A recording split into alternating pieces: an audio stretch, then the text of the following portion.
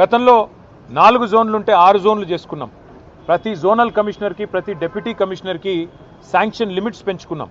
అంటే ఇవన్నీ చేసుకున్నాం కానీ హైదరాబాద్ అస్తిత్వాన్ని మాత్రం మేము ముట్టుకోలేదు. హైదరాబాద్ అస్తిత్వాన్ని దెబ్బతీసే ప్రయత్నం చేయలేదు. ఎందుకంటే హైదరాబాద్ అనేది ఒక హైదరాబాద్ ప్రజలకు సంబంధించి కాదు, తెలంగాణ ప్రజలందరికీ గర్వకారణమైన ఒక ఐడెంటిటీ హైదరాబాద్, సికింద్రాబాద్ జంట నగరాలు అంటే మనం చిన్నప్పటి నుంచి వింటున్న మాట.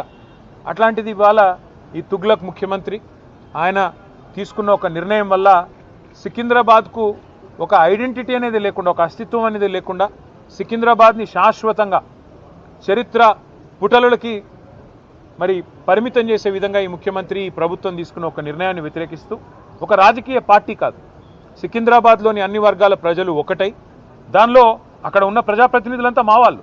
సికింద్రాబాద్ ఎమ్మెల్యేగా పద్మారావు గారు ఉన్నారు, సనత్ నగర్కి శ్రీనివాస్ యాదవ్ గారు ఉన్నారు, అట్లాగే మరి మా నాయకులందరూ ఎమ్మెల్యేలు ఎమ్మెల్సీలు ఉన్నారు.